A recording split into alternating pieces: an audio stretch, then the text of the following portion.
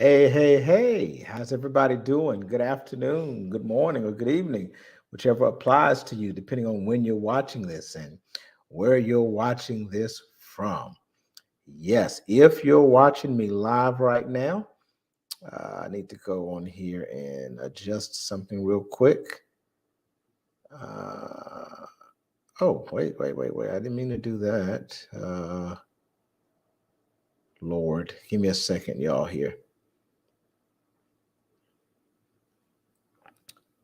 Let me change the setting to public here. All right, there we go. Okay, so we're ready to rock and roll now. So if you're watching me live today, I will say good evening to you. Thanks for watching live. And I want to know that you have watched if you're watching the replay.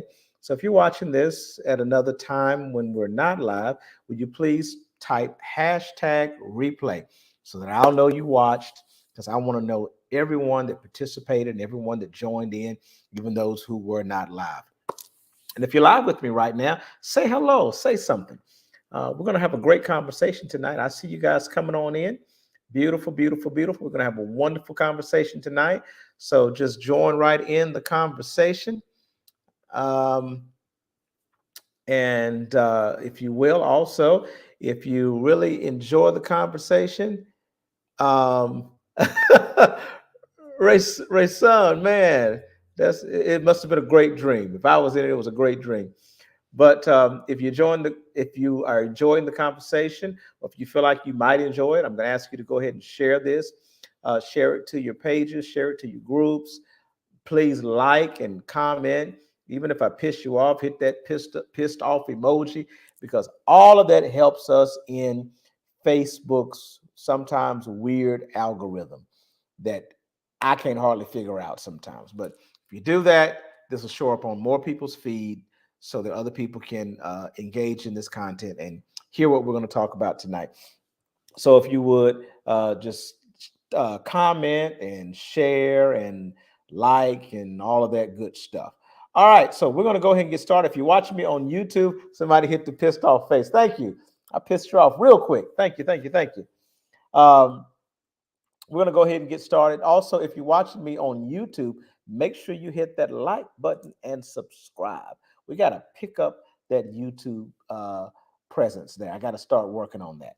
But tonight, I'm not going to hold you long because in my time, it's about 8:59 Eastern Standard Time. I don't know where you are, but 8:59 is close to my bedtime. All right, as I get closer to 50, which next year I will be 50. But the closer I get to 50, the earlier I go to bed. Hey, Apostle, how are you? How are you?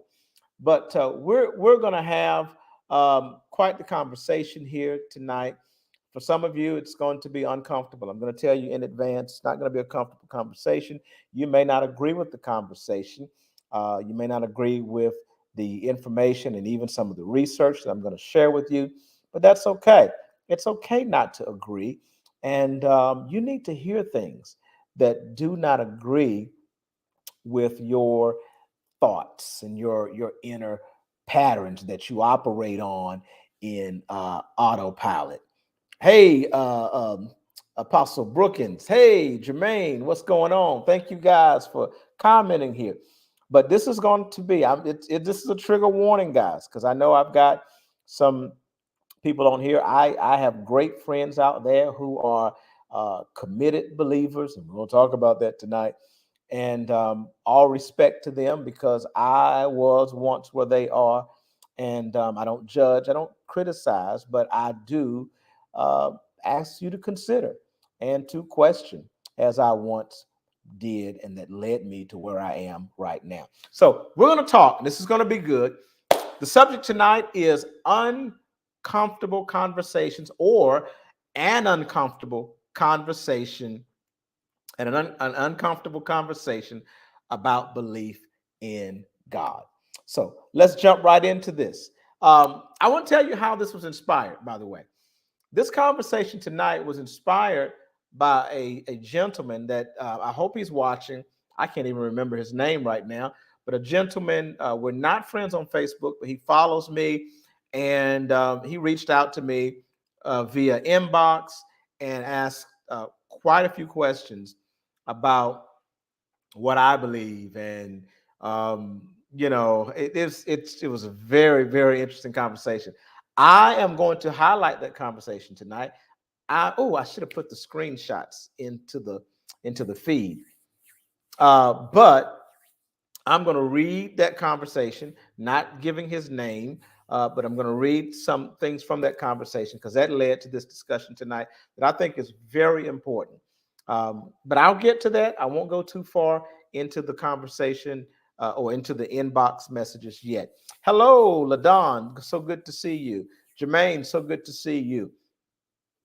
All right, let's jump right in. So let's talk about belief in God. Now, I want to start by saying, as I often say, I have no issue with a belief in God. As a matter of fact, if you saw, if you subscribe to me on TikTok, hey, make sure you subscribe on TikTok. On TikTok, we are the Conscious Bishop. You see it on the screen. Go to TikTok and YouTube, and you'll find me there. But on TikTok, I talked about was it? Yeah, it was TikTok. I think there's a Facebook reel as well in here. But basically, I was stating that I have no issue with a belief in God. You can believe in any God you want to believe in, or you can believe in no God at all. Okay. It doesn't affect me. It doesn't, what you eat for breakfast doesn't make me shit. Okay. So I'm okay. It doesn't matter to me. I'm not going to spend my time trying to prove you wrong. I'm not going to spend my time debating you. I'm not going to spend my time trying to talk you out of something and try to change you. That's not what this is all about. I'm sharing information in hopes that you will ponder it, at least consider it with a moment of clarity for just a moment. But either way, what you eat for breakfast doesn't make me shit. Okay. So so I don't care what you believe. However, if you believe in God and if you require everyone else to believe in your God or your version of God, then the burden of proof to prove that that God is real beyond doubt and with empirical evidence is on you. If you, again, believe in absolutely any God, any version of God, any God you want to believe in, but if you're going to require everyone else in the world to also believe in that God or face dire consequences, such as eternal torment, then you must prove with empirical evidence that that God exists. And by the way, it's not possible. Now, whether you believe in God or not is not the question or not. It's not the question tonight. But there is no empirical evidence that a God does exist. No empirical evidence. You may say, hey, look at the trees. That's not empirical. Okay. All right. Um, and I want to put this comment in. Hey, my friend, I'm so glad to see you. So glad to see you tonight. And someone asked a very great question, and that was, why is it important to believe outside of oneself? We're going to investigate that tonight. Just kind of remember that. Kind of remember that as we go along. And I like this comment here. He says, my God is realer to my mind because he lives in my mind alone. That's a very, very intriguing thought and one that's worth consideration. And we're probably going to touch on that. But so, as we talk about belief in God tonight, okay, some of you may want to know where I stand.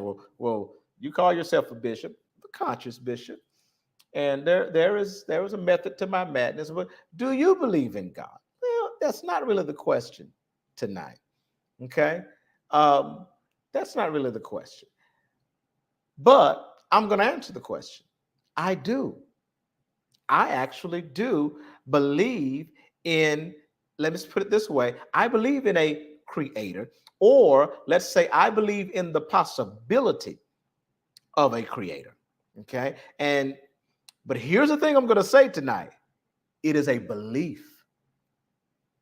It is a belief that's based on some things, but there is no empirical evidence even for my belief. And see, this is what this is about. This year for me, one of the things I committed myself to this year is honesty and integrity in every part of my life, in relationships, and as it pertains to my belief or non-belief. Honesty and integrity. So with honesty and integrity, walking in honesty and walking in integrity, I must say, although I believe in a God, definitely not the version of God that most Christians believe in, probably that any Christian believes in. However, even with my belief in a God, or I like to say what people call God, air quotes, okay, it's not based, there is no empirical evidence for that belief. It's simply a belief. But I wanted to throw that out there because I know some people are going to ask that question. Well, what do you believe? But let's go into this. So let's talk about this belief in God. Now, first of all, the first question we've got to ask, you must ask yourself, which God? Which God is it that you actually believe in? That's the first question. You believe in God? Which God? Which version of God is it? Which God? And some people say, well, the God of the Bible. Oh, that even brings up that question even more so. Which God? Which God in the Bible? Because you do realize that the Bible gives very conflicting um, descriptions of a God, and therefore you actually see gods. And we're not even going to go into the polytheistic nature of the scriptures anyway. From the beginning, from the book of Genesis, these Elohim or the Elohim, okay, this group of gods. We're not even going to go into the book of Job and other chapters, and other books that talk about this council of gods that clearly spell out this council of gods and these this idea of polytheism and all of these gods with this supreme God El. Okay, and we're not even going to talk about the fact that this supreme God El, okay, this God El is actually an ancient Canaanite god that Christians see as a pagan god. But this but this God El, okay, is an ancient Canaanite god, all right, that predates this idea of Yahweh. And this ancient Canaanite God you would consider a pagan God, but this is the God that you see actually described and talked about all throughout the Bible as this supreme God that's over these other gods. Anyway, but we're not going to talk about that tonight. But the first question is, you must ask yourself first, if you believe in God, which God? Is it the multiplicity of gods in the Bible? Is it one of them? Is it all of them? Do you see all of them as a whole? Which God is it? Is it the God of the Bible, or is it the God that you've imagined? That's very important. Is it the God of the Bible, or is it the God that you've imagined? Let's talk about that. And Rasan just talked about what I said earlier. Right. He was the chief god of the Canaanite pantheon. Exactly. But which God? Let me go back to what I said a moment ago. And I'll put up some of your comments later, unless I see something that really hits the specific thing that I'm talking about at the time. I appreciate this feedback. Keep those comments coming.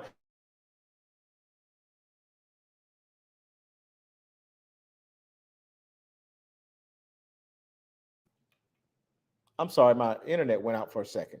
The question you must ask yourself is, which God is it that you believe in? Is it the God of the Bible, or is it the God that you've imagined? Is it the perfect God that you've imagined in your head that cannot be traced to any biblical description of God? Which God is it that you believe in? Is it the God of the Bible, or is it the perfect God that you have created in your mind, the perfect God that you've imagined, this God that's all loving and all knowing and kind and merciful, and his mercy is from everlasting to everlasting, this God that is love? Is it that God that you've imagined in your mind, or is it the God of the Bible? Because this perfect God that most Christians, this perfect God that most of you have imagined in your mind, does not exist in the Bible. This perfect God that you've imagined in your mind, that's all loving, all knowing, that's perfect in all his ways, that's of great moral character, that is not the God that exists in the Bible. So please understand, if that's the God that you believe in, it is not the God of the Bible. It is the perfect God that you've created in your own head, and it cannot be traced to any biblical description of God. It is basically a man. Most of the gods that most people worship, that most people claim as their God, is a made-up God.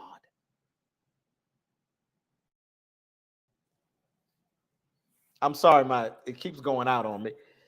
It is not the God of the Bible. Because the God of the Bible is bipolar.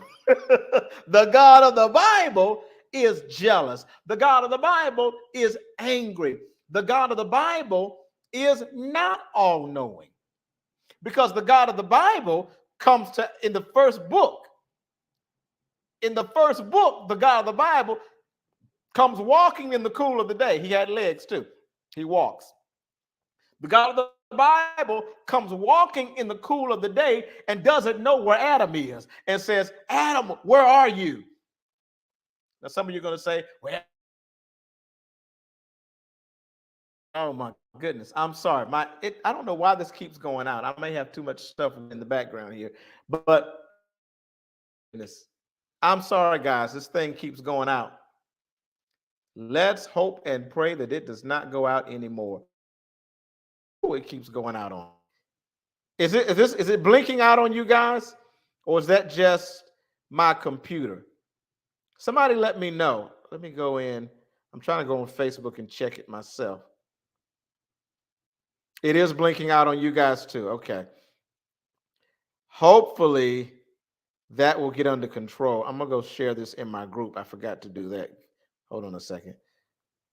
I need a new computer, y'all. That's what it is. And I know that. And eventually I'm going to do that. I'm going to invest in a new MacBook because this MacBook is kind of old. And it's overloaded. It's got a lot of stuff on it. But my apologies. All right. Yeah. Yeah, since Yahweh is a storm god, yeah, Yahweh is causing a digital storm here. Yeah. Oh, is there still a little lag, Jermaine? Is it lagging now?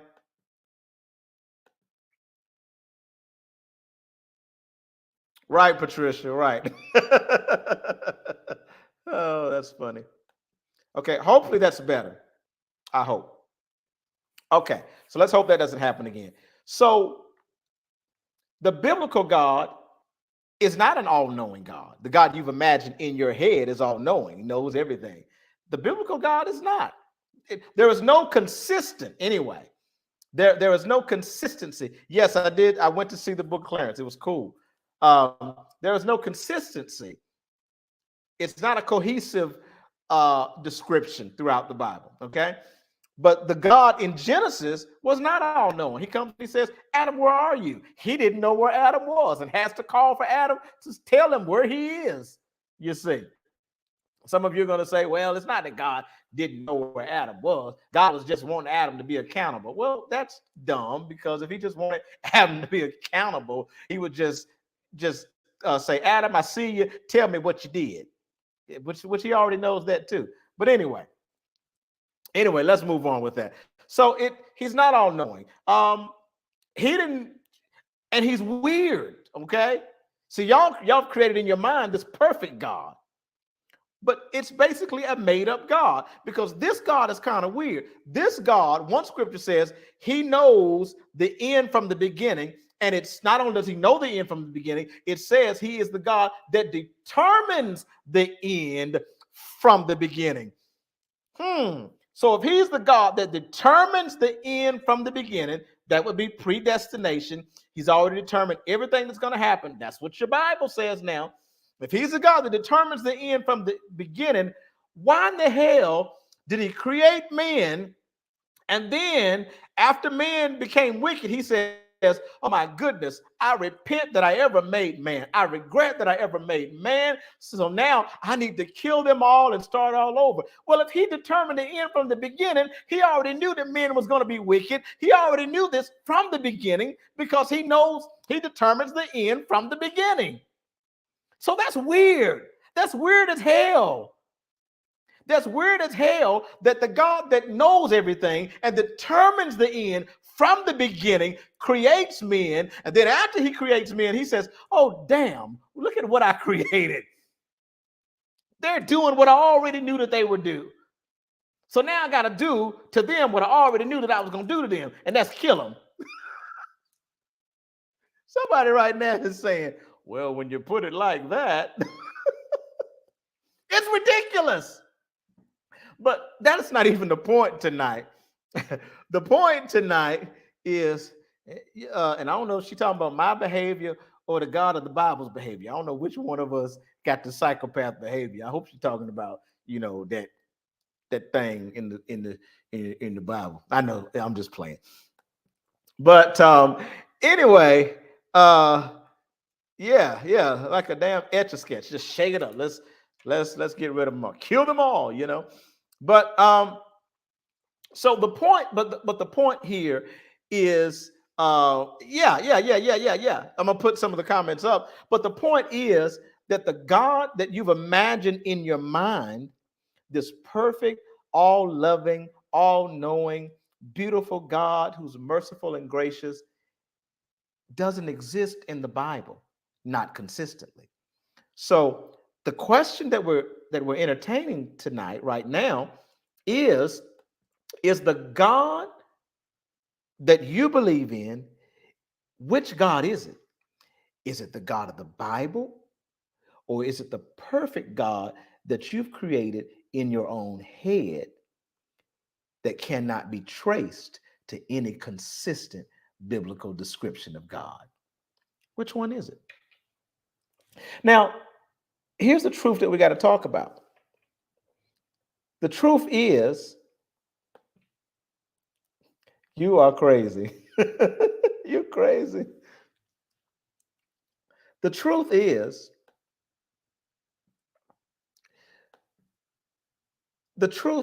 yeah, let's look at this. I got to get to I see some comments I want to put up. She says, yes, that's what that book said, and supposedly created a Satan to come to earth and cause all this havoc instead of doing away with the Satan in the first place. Yeah, so that's right. Don't kill the devil. Kill all the humans. That'll solve the problem, and let the devil live. And then watch this, guys. This is what I'm talking about. This God that you've made up in your mind that makes perfect sense does not exist in the Bible. Because even after this, okay, so instead of getting rid of the devil, you kill all the humans and you start all over, and the same devil exists. And guess what? And the same thing happens again. Project destroy everybody. Project kill them all didn't even work. Because then we've got in the New Testament, we got Jesus saying, as it was in the days of Noah, so shall it be in the last days. The same thing is going to happen again. For in the days of Noah, they were marrying and giving in to marriage, blah, blah, blah, blah, blah. The same thing happens again. So the reason you destroyed them is because of what they did in the days of Noah. And you hit the reset button. And then Jesus said, as it was in the days of Noah, so shall it be again. So it didn't work. They're going to do the same thing over and over again. And you're all knowing, and you already knew that. Can't make this stuff up. You can't make this up. This is, man, whoo. I tell you, the uneducated educator, ooh, you're talking some fire right there. The power of indoctrination, Bishop. And as a culture, we have failed for the narrative, hook, line, and sinker. You're absolutely, positively, absolutely correct. So, and then not only that, and I'm not going to harp on this too long, but I'm going to go back to what Patricia said right here. Not only that, the other thing you do, well, I got another solution. I should kill my son. That'll solve the problem. Let's let the devil live again, the problem's causer. Let's let the devil live and kill my son. That'll solve the problem. Yeah, that makes perfect sense, doesn't it? I'm just trying to make you think, guys. And watch this. And it gets worse. It gets a lot worse. Then we go into the book of Revelation. This is the last days, y'all. It's almost over. We're in the last days. And finally, so we think, the devil gets what he deserves. He is locked away. The devil is locked up. Oh, only for 1,000 years, or how many ever years it was. I think it was 1,000. And then what happens to the devil? The one that's causing the problem. After those 1,000 years, guess what? The devil is loosed again on the earth, according to the scripture. This is exactly what it says. After that, he's loosed again on the earth to deceive the nations. It literally says that. Why does the devil get rewarded so much? Why in the hell is this devil so special? Everybody else gets killed, including God's son, instead of the devil. Then the devil never gets punished. Finally he gets punished and he's locked up. And then after 1,000 years, he's loosed again on the earth to deceive the nations for a season. What in the world? Please make it make sense. And I know you can't, because it doesn't. But my point was, and I'm gonna come back to a lot of your comments. My point was, the question was, I don't know how we got all the way over here. The question was, if you believe in God, which God is it you believe in? Is it the God of the Bible? Or is it the perfect God that you've made up, that you've imagined in your own mind, that cannot be traced to any biblical description of God? Which one is it? Truth is, almost everything that we believe about God, okay? The truth is, everyone that believes in God has created an image of this God in their head that does not match the biblical image of God. Let me say that again. The truth is, everyone I'll say almost everyone that believes in God has created an image of God in their mind, in their head, that does not match the biblical image of this God. Almost every person that believes in God has created a moral and ethical character of this God in their head that does not match the biblical description of the moral and ethical character of the God they say they believe in.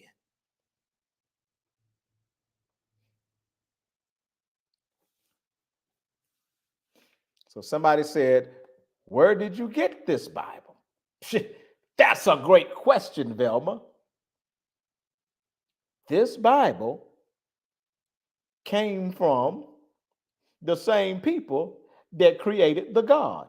This Bible came from the same people that created the Jesus of the book. This Bible came from the same people that created the devil of the book. It was written by men. Where did you get this Bible?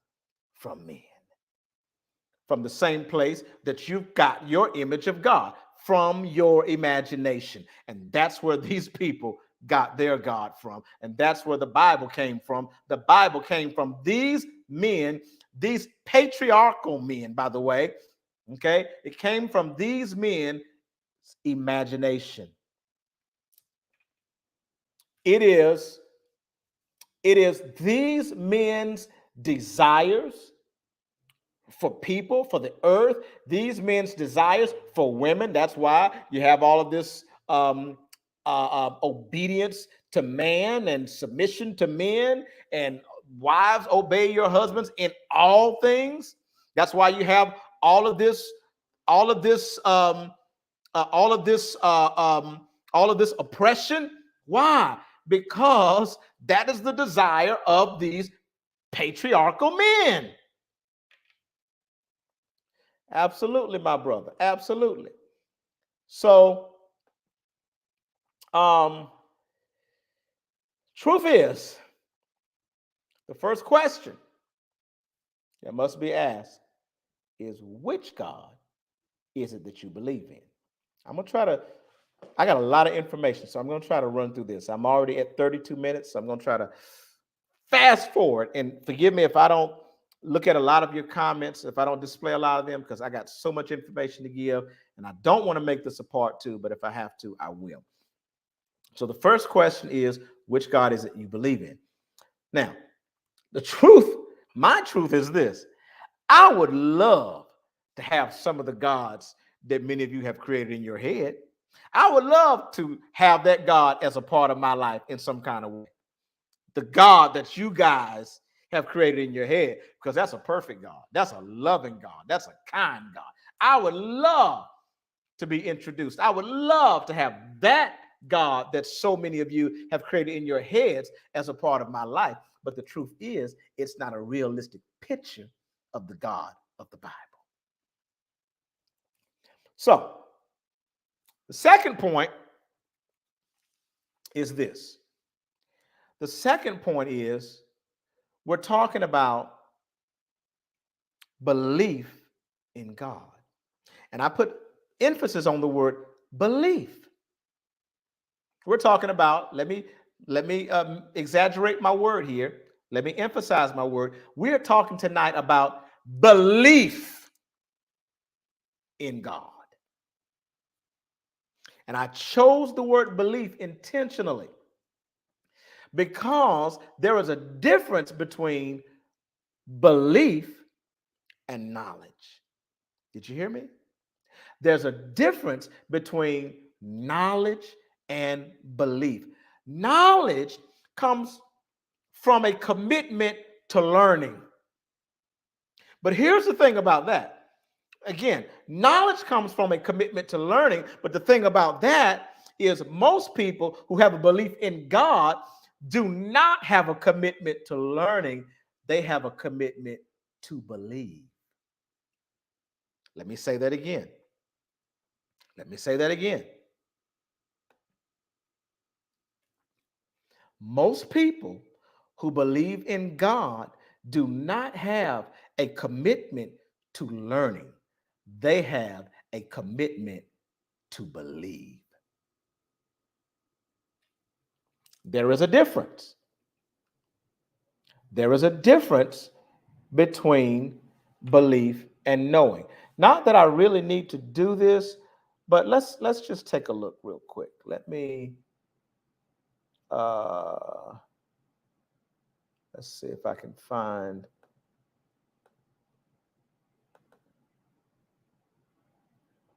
Let's take a look at this.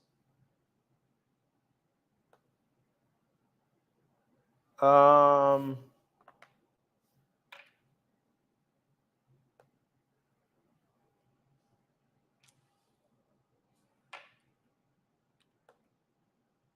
oh, I can't even find it here. Hold on. Let me see if I can do this. Hold on. Well, I can't do it. I'm sorry, I had to do it like this.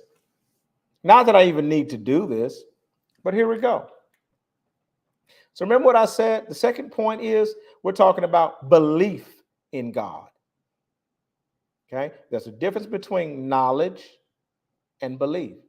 Knowledge, look at the definition here. Facts, information, and skills acquired by a person through experience or education. Number two, awareness of familiarity gained by experience of a fact. Experience of a fact. Experience of a fact or situation. Knowledge has to do with understanding and learning. What's the difference? Belief is acceptance that something exists or is true. It's just simple acceptance. You don't have to research it. You don't have to study it. You don't have to learn anything. you don't have to, you don't have to study. You don't have to get any type of education. You don't need any information. Belief is just acceptance that something exists or is true, especially one without proof. A belief is a subjective attitude. Okay? Oh boy, isn't that good? Let me, how do I stop sharing my screen here? Let's see. Were y'all able to see that? I don't even know if you were able to see that. Oh, I don't think y'all saw those definitions on the screen, did you? Did y'all see those definitions on the screen? Because I just saw a message saying that you didn't see it. Okay, it said it lost permission to share, but you heard it. Okay, you didn't see it, but you heard it. I had my screen share going, but it didn't work right. But anyway, you got the point. Sorry about that, guys. I thought you could see it. Sorry. Thank you guys for commenting. I'm so sorry. But so let's go to the next thought here. Here's another thing. Everything we know or everything we think we know about this God, this is an important point. Everything we think we know about this God or everything, I'm going to use the word know, but it's really not, it's very subjective. It's not objective. Okay, we really don't know anything about this God because we have not seen it, him, her, it. We have not seen this God, although some of you are going to say you have. I'm going to get to that if I can do this in the next 30 minutes.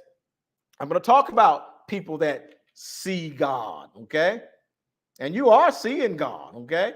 You really are. People that think they see God, they're seeing God. But we're going to talk about why they're seeing God, okay? We'll talk about that if I can get to it. But yeah. I'm going to put this one up. I'm not seeing all the comments. They're coming so fast. But the uneducated educator says, this is from YouTube. He says, belief also doesn't require a demonstration, Bishop. You can just move to the next thing that you believe about what you believe. Exactly. Absolutely. Exactly. Because a belief is subjective. Okay, a belief it's acceptance, and it doesn't need it to be, it doesn't need any proof. Okay, let's go on. Now, so next thing I want to say here is that everything that we know about this God, We wouldn't know it if we didn't read about it. Everything we know about this God, or think we know, remember, but I'm going to use the word know. Everything we know about this God, we wouldn't know it if we didn't read about it or if somebody didn't tell us about it. None of what we know about God, none of what we think we know about God, and I'm going to go back to the word know, none of what we know about God came unprovoked, uninfluenced, uninspired. Nothing that we know about God came unprovoked, uninspired, uninfluenced. None of it. Everything you know about God, or everything you think you know about God, you only know it because you read it or somebody told you.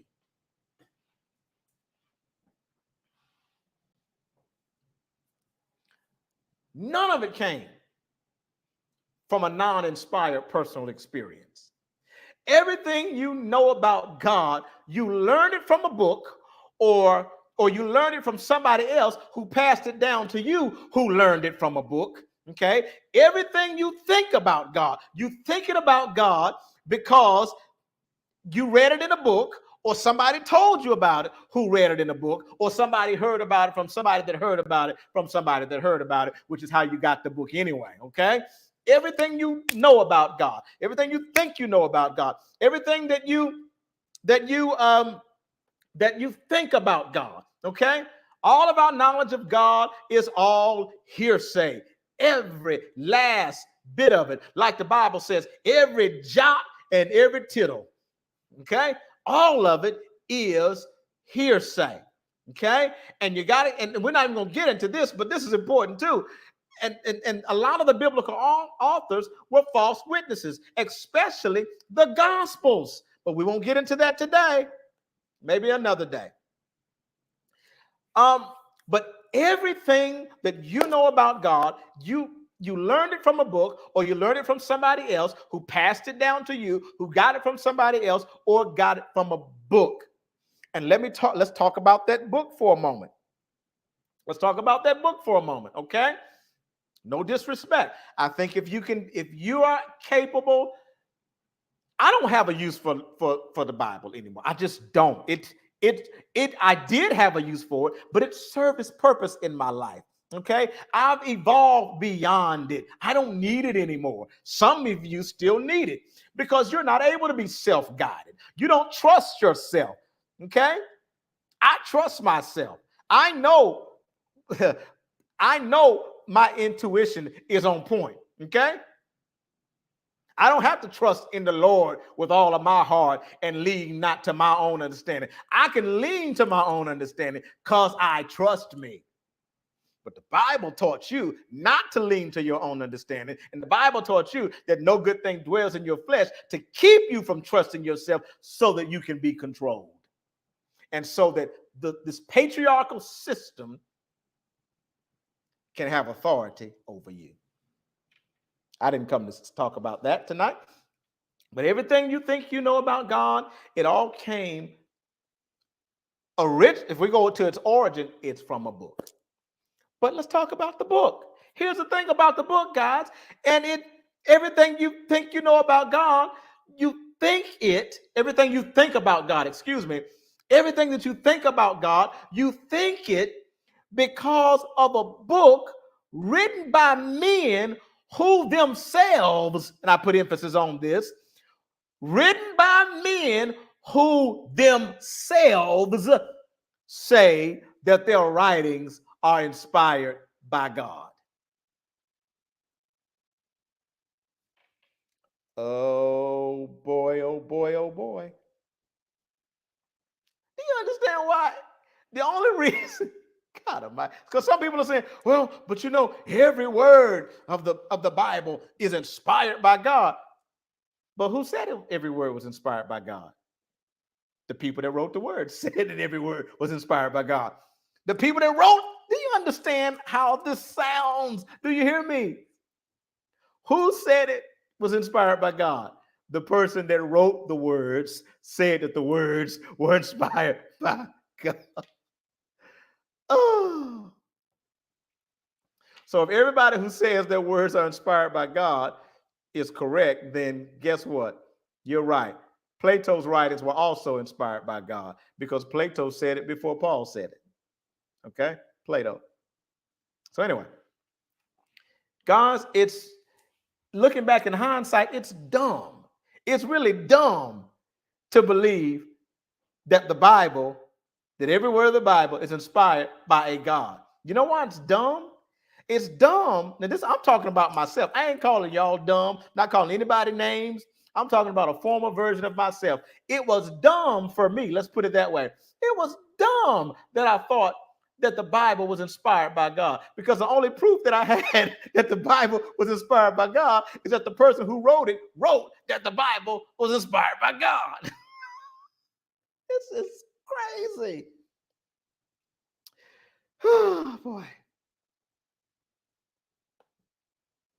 And even language is a human invention. You're absolutely right. So let me go to some inbox messages, how this conversation came about.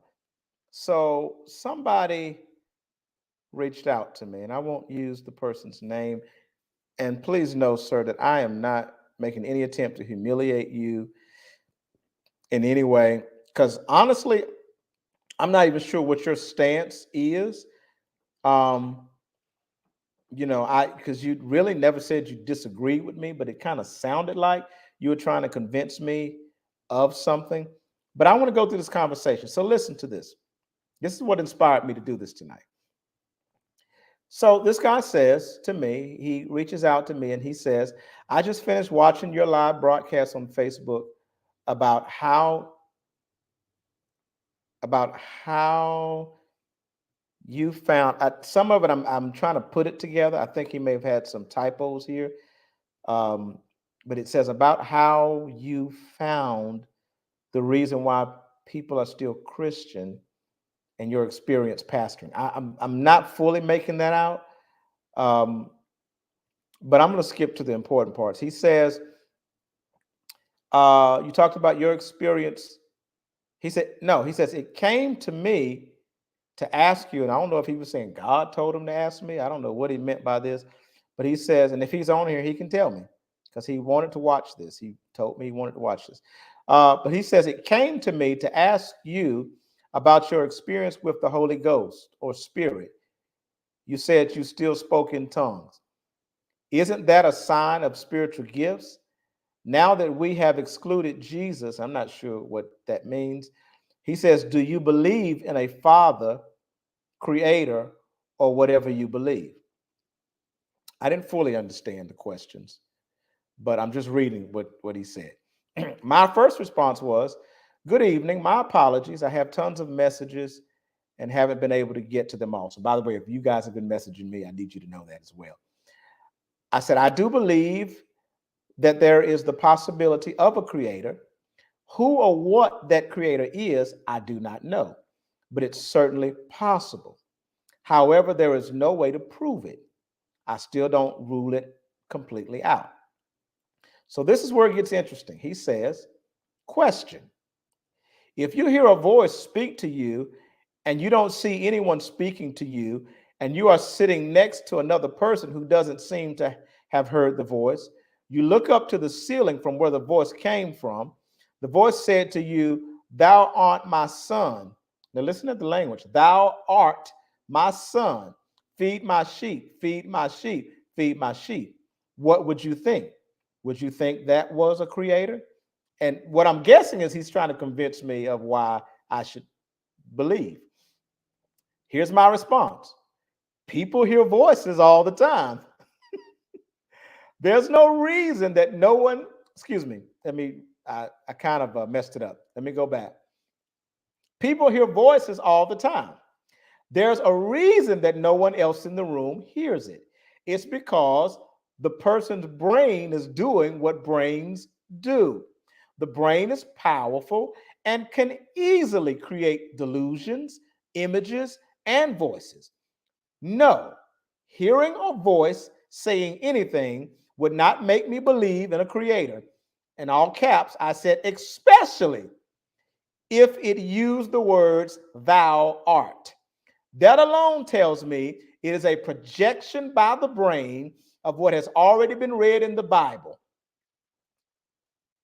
I said, by the way, a God would not conveniently choose to speak in Old English. All right, let's go. So he responds again and says, that has puzzled me. Well, I guess this is his own experience. And sir, if you're watching, I am not trying to down your experience, but I am trying to open your mind to what your experience may have consisted of. But here's what he says about his experience. He said, that has puzzled me. Why did the voice speak in that language? After that, I guess he's talking about his next experience. After that, if you were in your car, stopped at a light, and a car next to you, and the passenger tells the driver, look, a God man, or a man of God, I guess he means, I don't know. What would you think? And finally, he says, if you're reading your Bible and you felt wind blowing on your arm, then you start saying out loud, hallelujah, about 3 times. I ran out of my apartment. Now, what would you think that was to cause you to be afraid and run? There's a simple answer to that. But here's my response. I think I see that I misunderstood some of the stuff he said, but here's my response. No, I wouldn't be afraid. There's typically a logical explanation for all things. However, there are strange occurrences that we have not had an explanation for as of yet. And that's okay. This is a mysterious world, and I'm okay with that. Again, the brain is powerful and can create absolutely, all caps, anything and cause it to appear real. So he comes back again. Y'all bear with me. Comes back again and says, so after all those events, you still would not believe in a creator? Since the voice said, son, don't you think he has to be a father? This is what people think about voices in their head, guys. Just because a voice is speaking, people really think that it has to be real. But let me continue reading. He says, so after all those events, you still would not believe in a creator?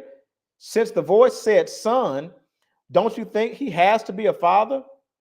And the language not being our English, but Shakespeare, in which the King James Bible was written in, I guess that's supposed to be proof that it's God, because he's speaking King James, I guess. As you know, biblical language started in Hebrew, then Greek, because I could not understand the Latin, the language moved to England.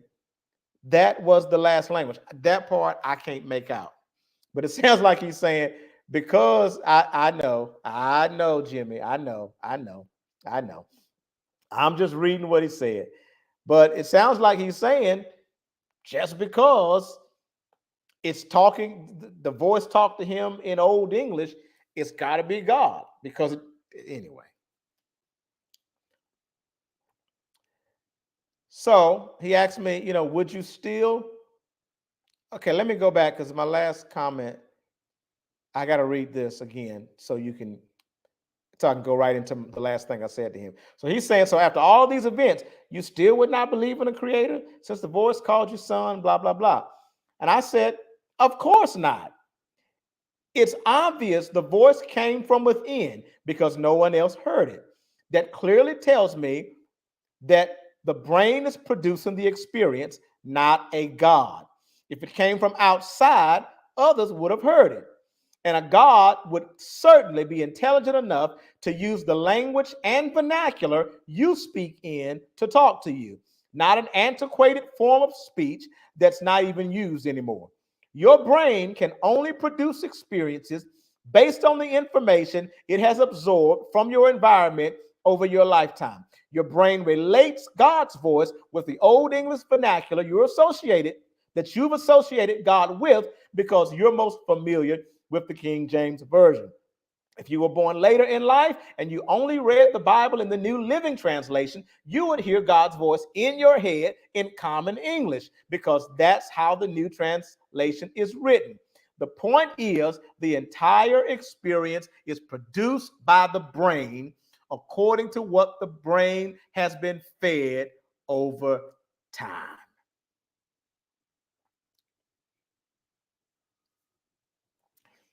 Now, here's the other thing about hearing voices. I want you guys I wanted to read that because I want you guys to see where this inspiration about belief came from. Okay. Now, here's another thing. Here's the other thing about hearing voices, or hearing a voice call you son or daughter, and saying biblical King James things to you, or saying biblical things to you, and therefore it proves the existence of God. Here's the thing about that. If the voice you hear in your head is real, let me say it like this. If the voice you heard in your head is real just because you heard it, then the voice everybody hears in their head is real just because they heard it. You've got to apply this principle to everybody. You got to apply it to everybody. If the voice you heard in your head is real just because you heard it, then that means the voice that everybody hears in their head is real just because they heard it. That means the voice that people are saying they heard tell them kill people. The voice that this boy that went into that church in South Carolina, that he said the voice told him to go in there and kill those black people in a prayer meeting. We're not going to talk about why they were praying and God didn't protect them, but that's another story. Okay, because I'm sure in their prayer they were saying, Lord, protect us from seen and unseen danger. But we're not going to go into that. Save it for another day. But at some point, remember, my theme for this year is honesty and integrity. And at some point, we got to be honest and have enough integrity to say the shit ain't working. Do you hear what I said? And I'm sorry for being so aggressive with that, but I'm exaggerating my words to make an exaggerated point, okay? A point that's very important to understand and hear. You've got to understand that at some point we must have integrity and be honest and say the shit ain't working. Anyway, if the voice that you hear in your head is real just because you heard it, that means the voice that everybody hears in their head is real just because they heard it. Okay? Just because they heard it. That means the voice that's saying hurt people, the voice that's saying kill people is real too. That means the voice that's saying Bugs Bunny is God is real too. You understand what I'm saying? The voice that's saying Daffy Duck is not a cartoon but real is real too. I'm going to use a personal example. And, I'm bearing this, and I hope my family, I've talked about this before, and this is not to shame my family when I say this, but I'm going to use personal experience to make my point here, okay? If the voice that's heard in your head is real just because you heard it, that means the voice that everybody hears in their head is real just because they heard it. So I had a family member that was hearing the Chucky doll talk to her. This is real life. So, I mean, if y'all want to laugh, you can laugh, but this hit our family in a personal way. So I hope that you'll be a little respectful and understand how serious this was to our family. This hit our family because we'd never experienced anything like this. This Chucky doll was talking to her, telling her to do things. She never hurt anybody. She was the most sweetest, kindest heart in the world. But, one time Chucky doll told her to lock herself in the trunk, But a lot of this came, let me say this, and we're going to probably link to this later. A lot of this came from not because of her, all right, but because things that were done to her, because of the trauma, some of the trauma and the psychological stress that she experienced in her life caused her brain to create these comforting characters and comforting figures in her mind. And you might say, well, how can Chucky be comfort to anybody? Well, it was comfort to her. Jesus may be your comfort, The voice of God may be your comfort, but for her, it was Chucky. And you got to understand the voice is there to help you to deal with a lot of the traumatic episodes and the psychological stress and trauma that you're experiencing in your life. So for her, Chucky talked to her. Therefore, based on the evidence that you guys have presented, based on the evidence that's presented for the existence of God, that means Chucky's real too. Because Chucky talked to her and she heard him.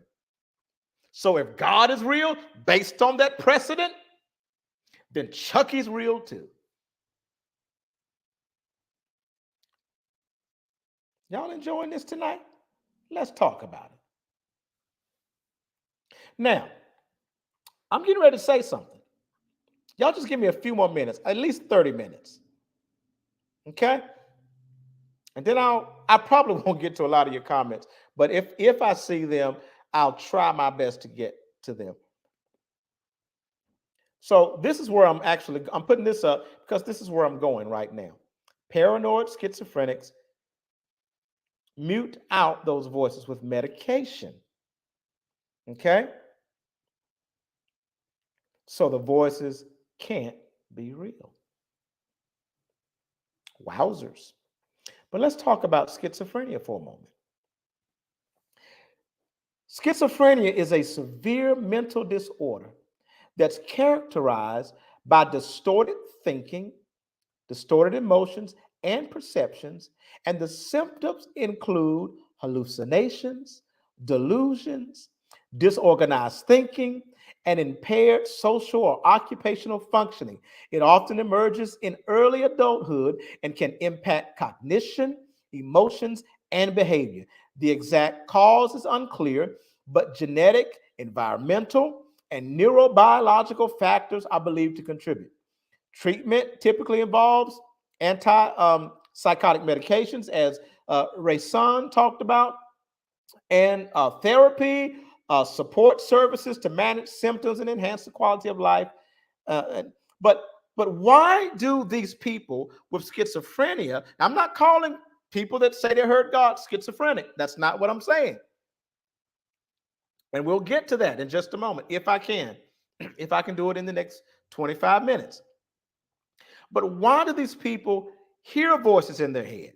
Why do individuals, because we want to take a look at look at schizophrenia and compare it to this hearing of the voice of God.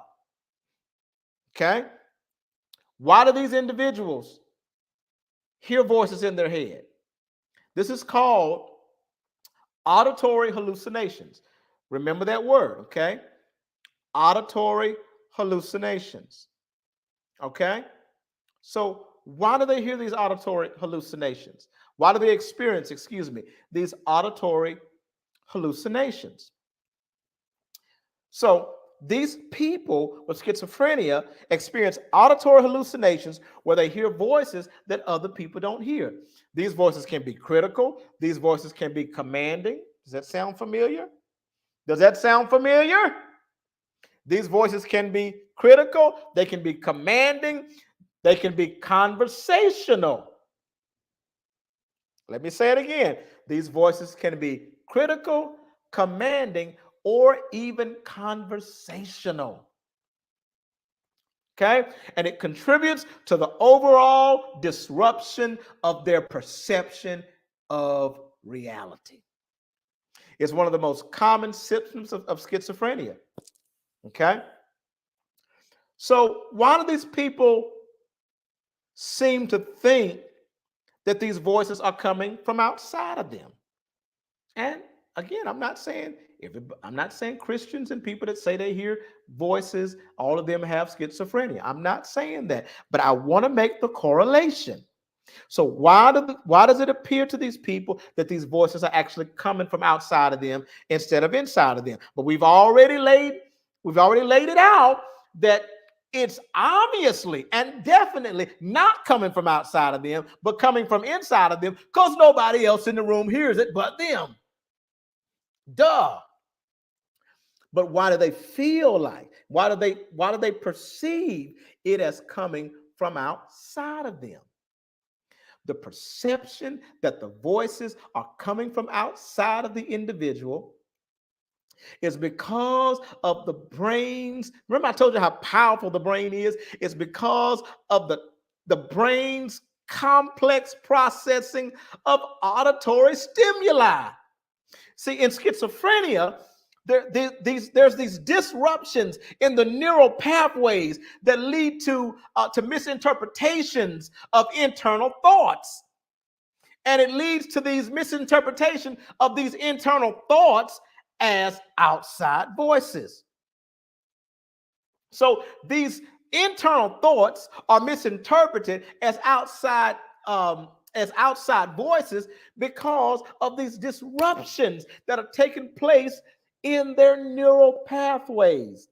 Guys, it's all in the mind. And this phenomenon is called, or it's known as externalizing auditory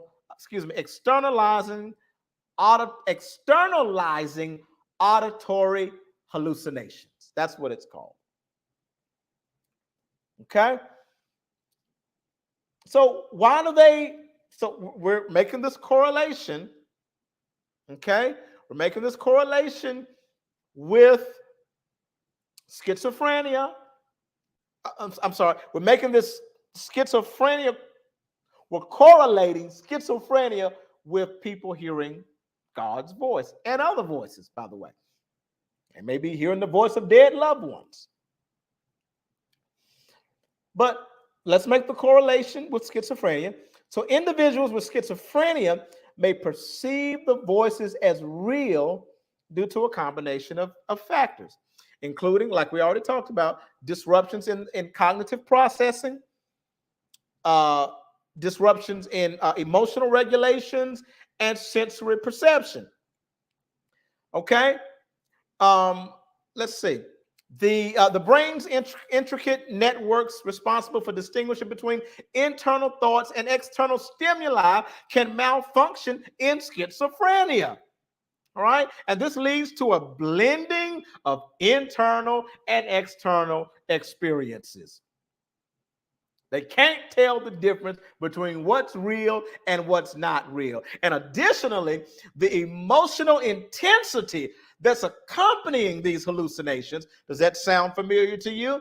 It may even contribute to distorted reality, and it definitely contributes to their perceived reality. So they perceive it as coming from outside of them. So what about those people who do not have schizophrenia, that sometimes hear voices that no one else hears, and they're convinced that these voices are real? For example, they hear Jesus talking, or they hear God talking, or they hear one of their dead loved ones talking to them. What is this? They don't have schizophrenia. Well, experiencing hallucinations, auditory hallucinations, and even visual hallucinations, because some people say they've seen God, they've seen dead loved ones. Okay, I'm not here to judge your experience, but I'm just here to give you whether you accept this, because remember, we talked about how some people are not committed to knowledge, they're not committed to learning, they're committed to belief. So if you want to hold to your belief, it's fine, and I'm not here to judge your belief. Maybe you are hearing from these people, even your dead loved ones. I don't know. But I'm here to provide you with research, and I'm here to provide you with information for you to consider. All right? So again, experiencing these auditory hallucinations or voices that others don't hear, it is not exclusive to schizophrenia. Okay? It can occur in other mental health disorders like such as bipolar, but even depression, and even those that are not diagnosed with any mental health disorders. Okay? These auditory hallucinations and hearing voices that others hear is not exclusive to schizophrenia or these other disorders. It also happens during extreme stress. Now, I'm going to come back to that. believing that the voices are real, especially if they involve religious or supernatural figures, it's probably influenced by cultural, religious, or personal beliefs. It's important to consider factors such as stress, trauma, or other psychological factors that might contribute to these experiences. Because a persistent, distressing episodes triggers something in the brain, guys. So remember what I said. This is not exclusive to schizophrenia, hearing these voices. Even these auditory and visual, okay? But I'm talking about auditory because we're talking about this inbox that I received, okay? These auditory hallucinations also show up, and they're also produced by the brain because of extreme stress. Park right there for a moment. I got 20 minutes and then I'm going to be done.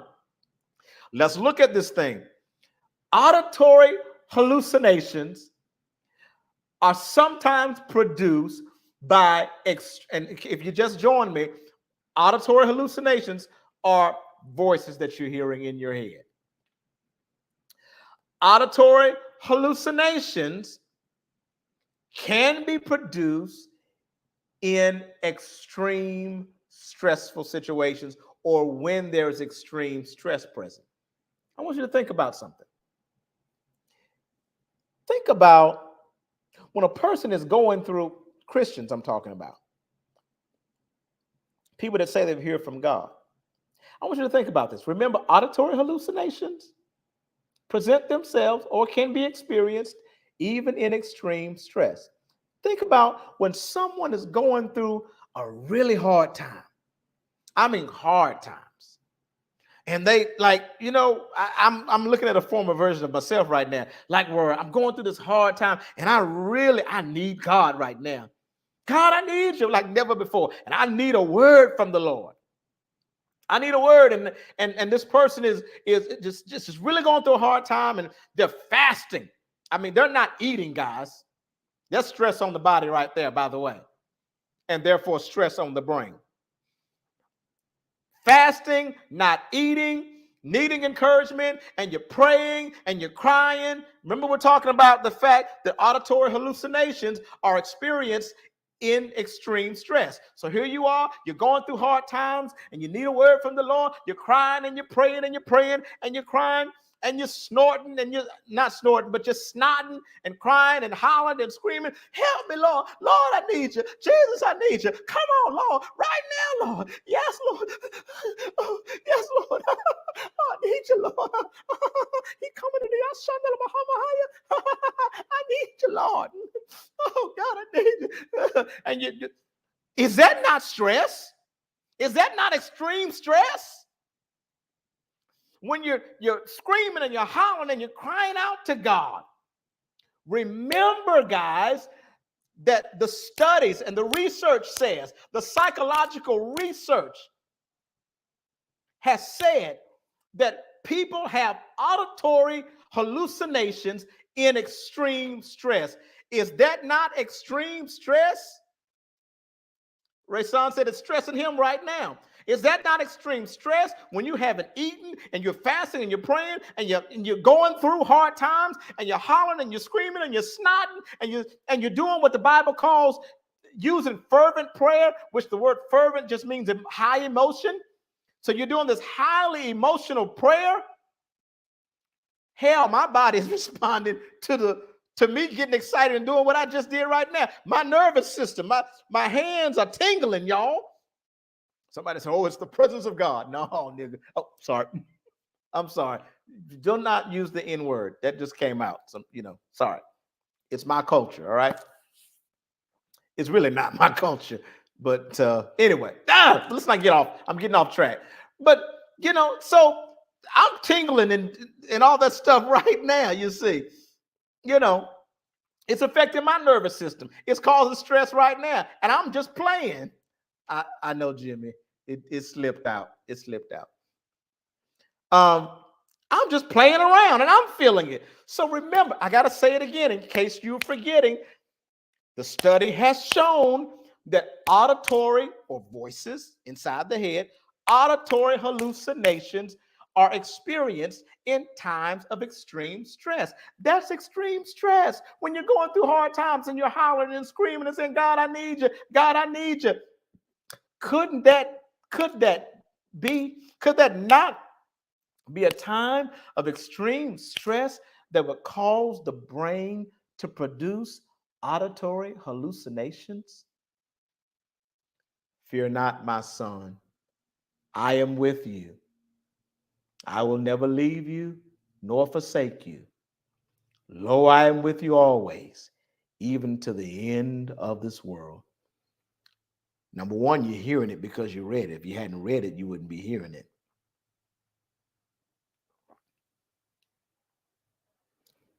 But because of the extreme stress, the brain is now producing auditory hallucinations.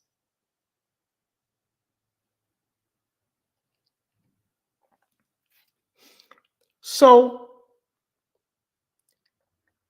experiences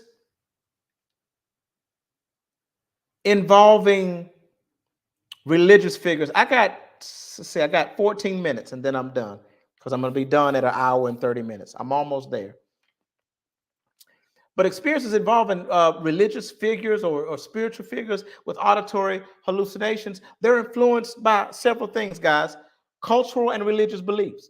Individuals may interpret their experiences based on cultural and religious frameworks, attributing significance to voices that align with their spiritual beliefs. Psychological stress. High levels of stress or emotional turmoil can trigger hallucinations. We just said that. We already talked about that, but I want to talk about it some more. Because for some people, here's what happens when that psychological stress hits them and it triggers hallucinations.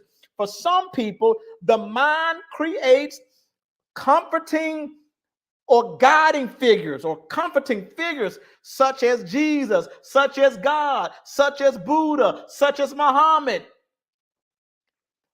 Because of the psychological stress, because you're going through hard times and you need answers and you need a word from the Lord and all that kind of stuff. Because of the high levels of psychological stress, it triggers hallucinations, and your mind will create these comforting figures and these comforting guides or guiding figures, I should say, such as spiritual entities or religious entities as a coping mechanism.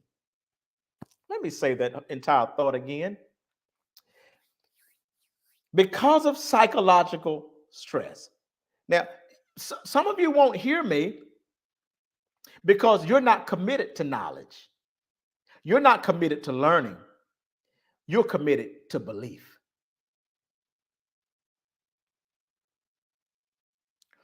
But hear me.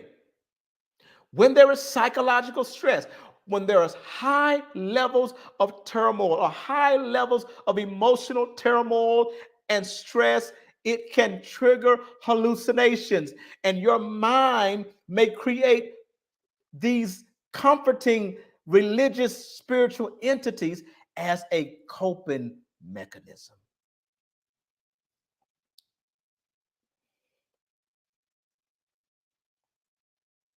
All right. Let's get back to I'm trying to find some notes I got in here somewhere. Give me a second, y'all. La, la, la, la, la. Whoo! Isn't this good? Right, right. Belief in belief. Exactly. I believe that. Pun intended, I'm sure.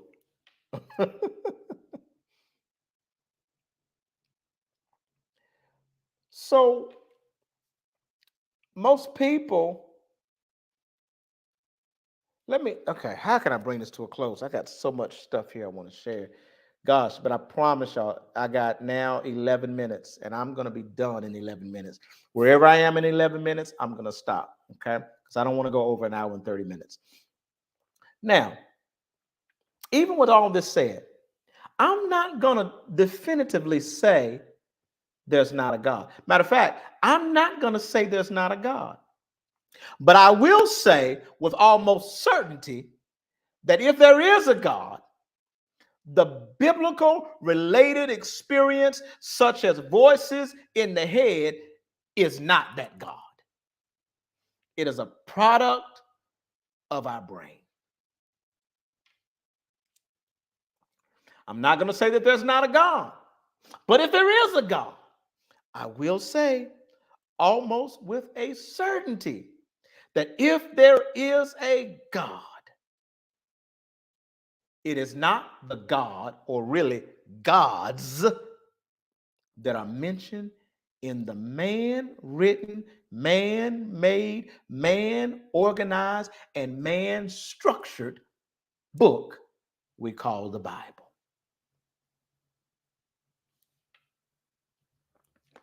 And somebody says there is no God because we know men make gods habitually. I don't quite share that belief, but again, hear the word belief, because I don't know. But anyway, let's move on. So we're talking about belief. I like this.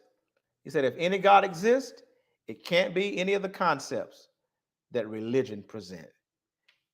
Hell, I hope not. I promise you, I hope not. Because if so, whoo. Because, that God, let me tell you something. And I got 9 minutes, so I got to hurry up. That God, I don't care. If that God would have come down to earth and revealed itself, I'm talking about the jealous, the angry God, the God that kills people he don't like, the God that commits genocide, kills whole nations just to steal people's land and give it to somebody else because he made a promise to people he was going to give them land. So the way they get the land is by killing everybody that already possessed the land and killing women and children and the babies that suck on the breast. The Bible says all of that. It says kill them all. If that God came down here and presented itself and showed me that it was real, I still wouldn't serve it. I believe it because I saw it. But then I would probably wonder if it's my brain producing this hallucination. But if it was not a hallucination, I still would not bow down to that God. I would not serve that God. I would not love that God.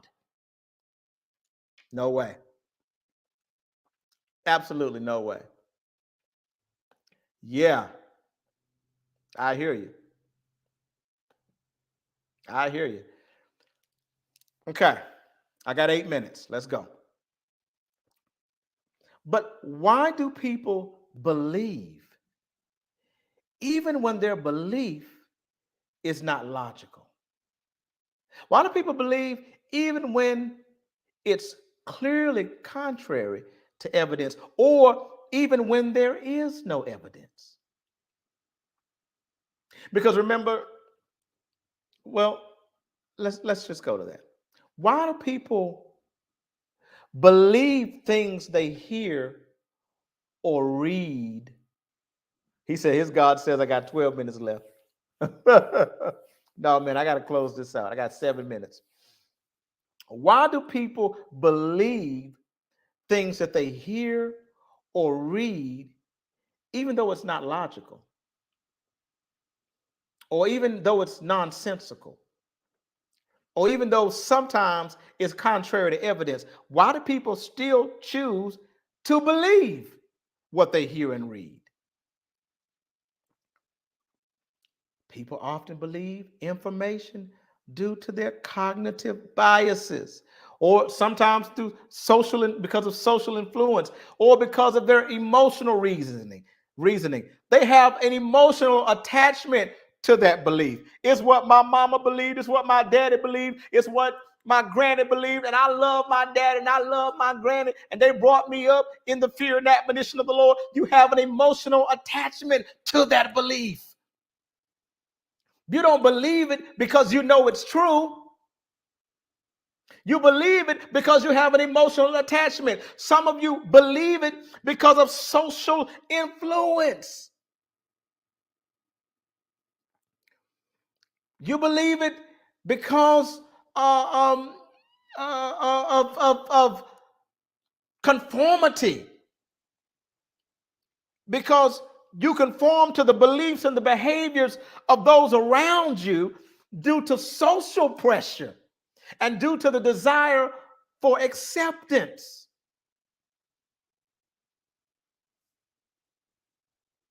You see.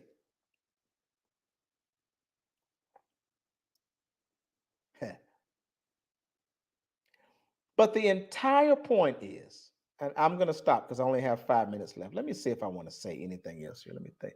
And I'll look at some of the comments here in just a moment. Maybe I should use my last 5 minutes to focus on the comments.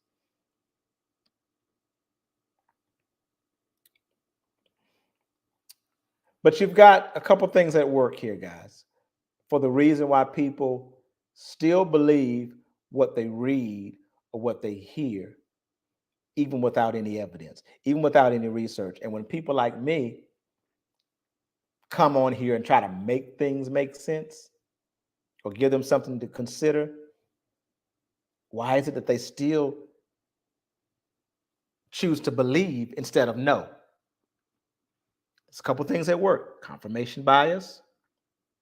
People tend to seek, interpret, and remember information that confirms their pre-existing beliefs.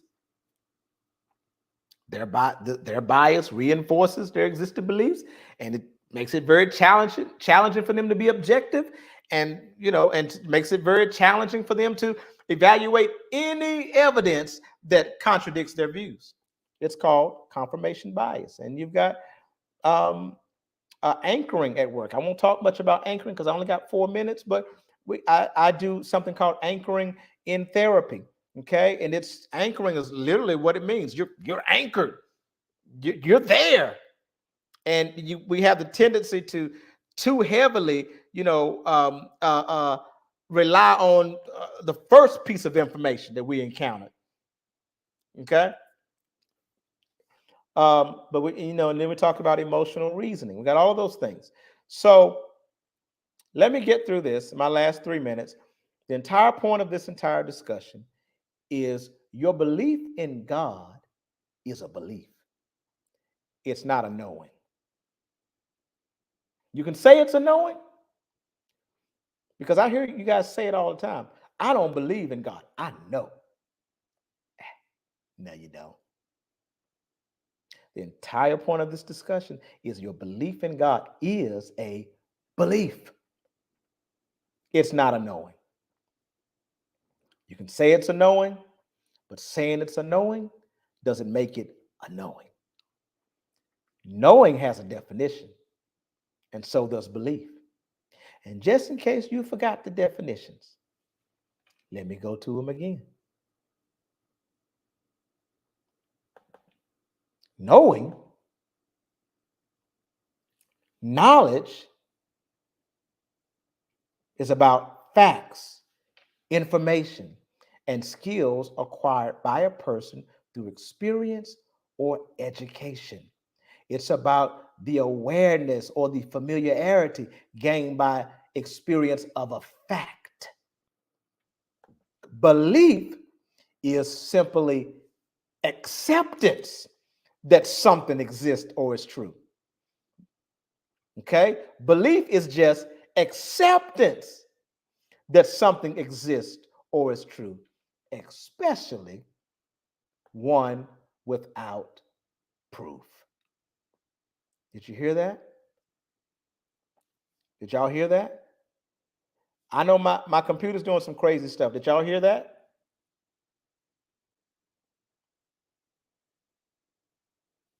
Did y'all hear that? I hope you heard it. Somebody let me know that you heard it because I saw my screen went black again. Heard. Good. Thank you.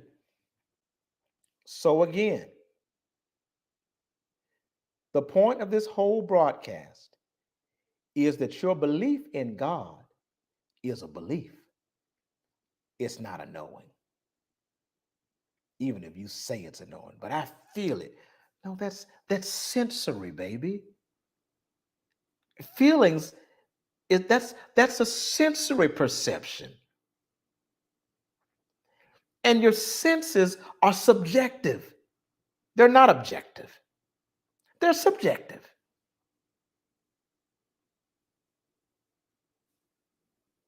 Your belief in God is a belief, not a knowing, because knowing pertains to knowledge, facts, information, and skills that are acquired by learning, that are acquired through experience, that are acquired by education. But belief is acceptance that something exists or is true, not learning and experiencing it that is true based on empirical evidence and fact, you see. So, my question as I close, I did pretty good. I'm right at my time, but I will look at your comments, but I'm going to finish my talk right at my time. So, the question to you is, which are you committed to? Knowing or believing? Which are you committed to? Let me put that on the screen. That's the question. Which are you committed to? Ask yourself that question. Knowing or belief? Which one is it? Because there is a difference. There is a difference. Which are you committed to? If you're never willing to expand your thoughts based on new information, you're committed to belief. You're not committed to knowledge.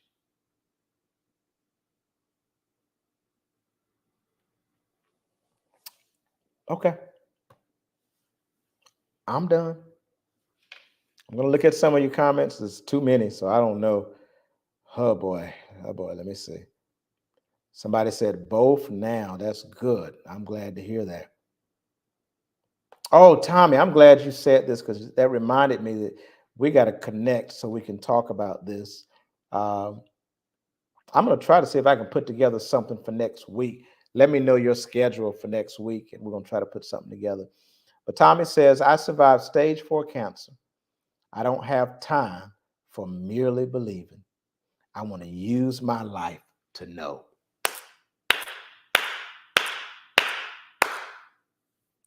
Whew. Goodness gracious.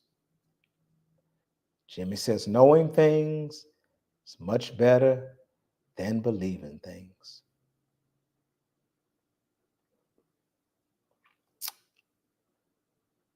Mm, mm, mm, mm. Yes, Velma, you're welcome. And I'm glad to be one of the gods. One that you can see and hear and experience. Let's see here. I like this. Belief versus self-awareness. Which pill are you going to take? The blue pill or the red pill?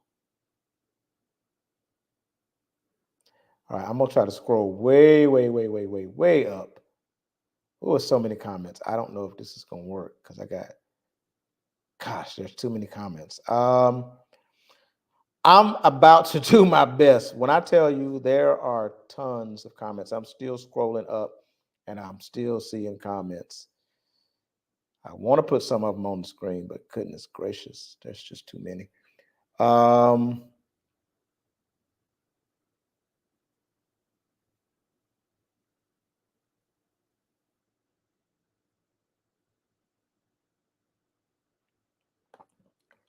Okay, Andre makes I want to, because this may be something other people are not familiar with, and I'm going to have him come and talk about this, and whether you believe that this practice is real or not. That's I mean, that's on you. And let's not be rude and challenge him here in the comments, because he is right now my guest on the screen. So I will not allow anyone to disrespect my guest, okay? Because he has become a guest. But he says if someone is not a practitioner of astral projection, do not expect them to have an understanding of spirituality. I thank you for sharing that perspective. And one day I'm going to have you as well. We talked about that, to come on and discuss that. Because again, remember, we said, are you committed to what? Belief or knowing or knowledge? Which one are you committed to, knowledge or belief? Hey, let's get some new knowledge. Let's at least hear other perspectives. Okay, let's do it.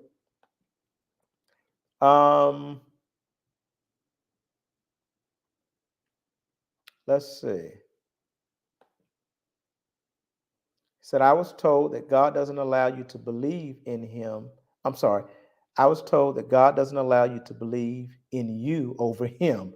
So I asked that person, was the him someone you met, talked to, or can you speak to me? Or I'm sorry, was it someone you met, talked to, or can speak to me without your voice? Exactly. And that's the whole point of this part of the point of this whole discussion tonight. That pretty much none of what people claim to know about God is from personal experience. Okay, besides the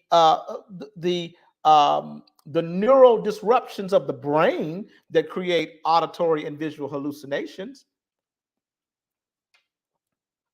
Okay, um, I'll say most, because I don't claim to know everybody's experience. Let's see. Whew, so many comments. Okay, let's put this up real quick. I'm only going to take about 5 more minutes with the comments. Most are unaware they actually believe in the God of Marcion the heretic. And you need to research that. The good God who was Jesus' father, not the Old Testament God. Exactly. That's where that comment came from, when we were talking about which God is it that you believe in. Most of you, it's the God that you've imagined in your mind that does not align with the biblical descriptions of God. Amen Ra. So somebody talked about that. Amen Ra was the first. What was the person the Bible verses were stolen from, who ruled by emotions, cruelty, and contradiction?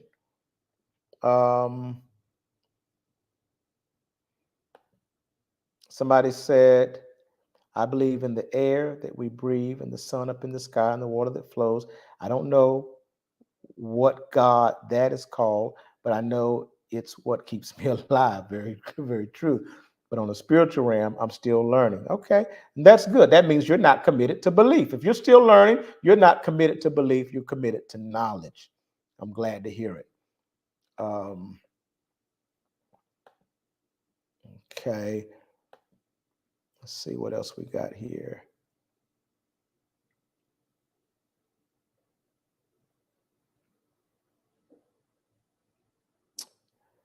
La, la, la. Man, you know what? I can't do it. It's too much, too many comments. I'm trying, guys. A few things I'm going to put up. The biblical God is merely a composite image of all the gods from all cultures the world over. Hence the plurality of his name, Elohim. The plural nature. I couldn't get that word out, so I'm just going to skip down to the bottom. Okay. Oh, thank you so much. Thank you so much. Well, guys, I'm gonna stop right there, unless I see. Here's something I want to put up from Jimmy. He says, if your religion requires you to go against what we know is objectively true about the universe, it's time to admit that you're delusional. You used some very strong verbiage, but I get the point. Mm-hmm. And Tommy said something similar here. If your faith requires you to reject the plain reality right in front of your face, it's time to reconsider. All right. Guys, I'm going to stop there. There's plenty more that I could do, but I'm going to stop right there. I thank you so much. I'm trying to get that comment off the screen. There we go. I thank you so much for joining me tonight for this discussion. I went 10 minutes over. I determined in the middle that I wanted to stop at an hour and 30 minutes. We're right at an hour and 40 minutes. Thank you. A lot of you hung on all the way to the end. I really appreciate you guys. Have a great night. I hope something triggered you in some way, triggered you to think, or at least triggered you to make you mad enough, to consider something that I said. Thank you so much, Malik. I try to be, sometimes I know I can be an asshole. I know that, okay? But I try not to be an arsehole. But I believe that I can have a greater impact and a greater effect if I can be considerate and still use integrity and honesty. All right. Thank you, Tommy. Appreciate that. Everybody, have a great night. Remember, I am the Conscious Bishop on TikTok. So please go to TikTok and subscribe to my channel on TikTok, The Conscious Bishop, and also go to my YouTube channel and subscribe there, also called The Conscious Bishop. And please subscribe and like this video. Have a good night, everybody. Good night.